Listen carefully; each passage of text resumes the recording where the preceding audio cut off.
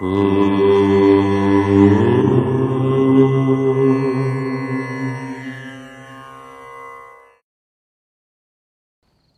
గణేశ శారదా దత్తాత్రేయ సద్గురు పరబ్రహ్మణే నమః. నమస్తే శారదాదేవి శృంగేరి పురవాసిని. త్వామహం ప్రార్థయే నిత్యం విద్యాం బుద్ధిం చ దేహి మే.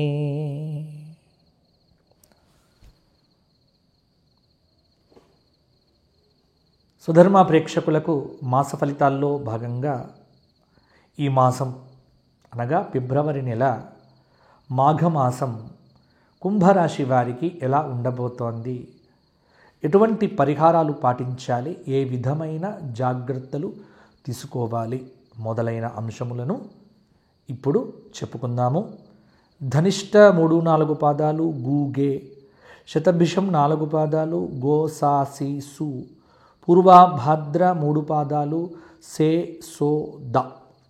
కుంభరాశి వారికి గ్రహ సంచార రీత్యా ఈ మాఘమాసం ఫిబ్రవరి నెల చతుర్థ స్థానమైనటువంటి వృషభంలో గురు సంచారము, ఆరోగ్యపరము, ఆర్థికము ఈ రెండింటిలో శ్రద్ధ అవసరం.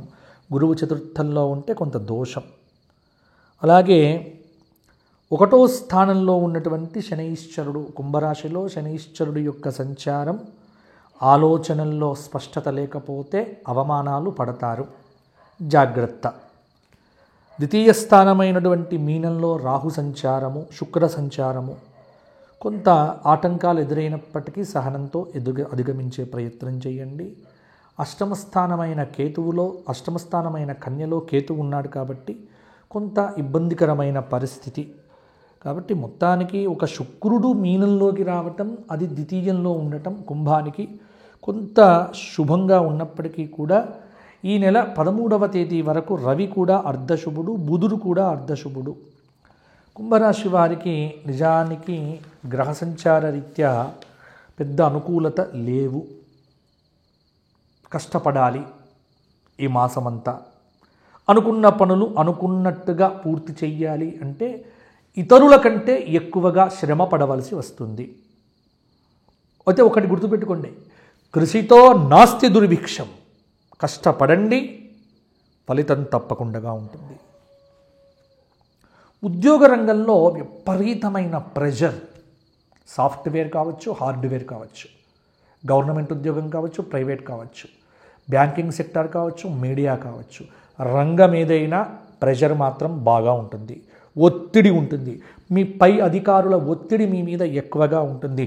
మనశ్శాంతి బాగా ఉండకపోవచ్చు. ఆర్థిక విషయాలలో కూడా, డబ్బు విషయంలో కూడా మంచినీళ్ళలాగా డబ్బు ఖర్చు కావడం, కొంత ఒత్తిడి ఎక్కువైతుంది. ఆరోగ్యపరంగా కొంత దృష్టి పెట్టుకోండి.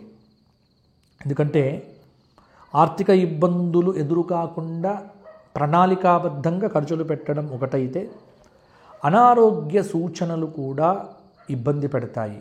కాబట్టి ఆర్థిక క్రమశిక్షణ అవసరం. బుద్ధిబలాన్ని నమ్ముకొని ముందుకు వెళ్ళండి. ఒక వార్త మీకు చాలా సంతోషాన్ని ఇస్తుంది. కుటుంబ సభ్యుల యొక్క సహాయ సహకారాలు అద్భుతంగా లభిస్తాయి. దీర్ఘకాలిక పెట్టుబడుల విషయంలో కొంత జాగ్రత్తగా ఉంటే సరిపోతుంది. ప్రైవేటు రంగంలో ఉన్నటువంటి వ్యక్తులు ఉద్యోగ ప్రయత్నాలు గట్టిగా చేయండి. ఉన్న ఉద్యోగాన్ని కాపాడుకోండి. ఉద్యోగ మార్పులు మాత్రం ఇప్పుడు పెట్టుకోవద్దు, ఉన్న ఉద్యోగం కూడా వెళ్ళిపోతుంది.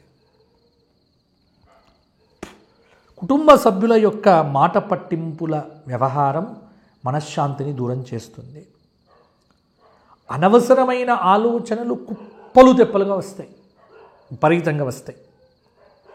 సహోద్యోగుల యొక్క సహకారం లేకపోవడం వల్ల అటు వృత్తిపరంగా బాధ్యతలు, ఇంట్లో కొంత వ్యతిరేకమైన పరిస్థితులు, ఇలా ఉక్కిరి బిక్కిరి చెయ్యవచ్చు మొత్తానికి.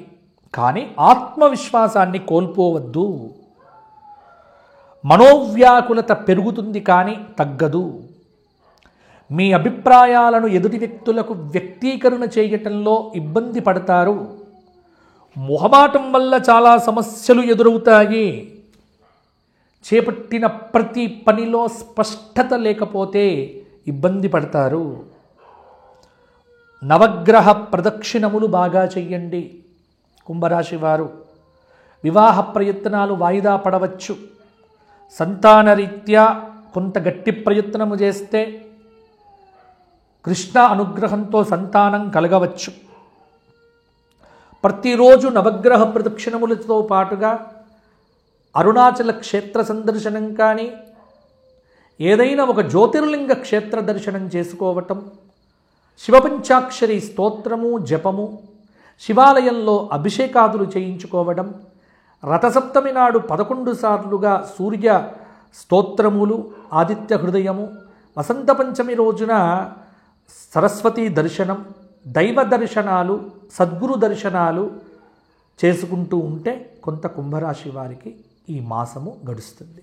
కాబట్టి దైవాన్ని నమ్మండి, గోసేవ చెయ్యండి, గోవులకుతోని కొంత కాలక్షేపం చెయ్యండి, పాజిటివ్ ఎనర్జీ పెరుగుతుంది.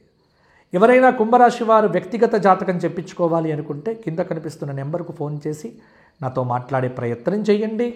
తప్పకుండా వారికి కొన్ని సలహాలు సూచనలు ఇస్తాము. అపాయింట్మెంట్ అవసరమవుతుంది. అపాయింట్మెంట్కు ఖచ్చితంగా రుజుము కూడా ఉంటుంది. ఫ్రీగా జాతకం చెప్పబడదు. మీరు ఇచ్చేటువంటి ద్రవ్యము మా గోక్షేత్రానికి వాడటం జరుగుతుంది. మరలా వచ్చే మాసం మరలా కలుసుకుందాము. అంతవరకు సెలవు. జై శ్రీరామ్, జై శ్రీరామ్, జై శ్రీరామ్.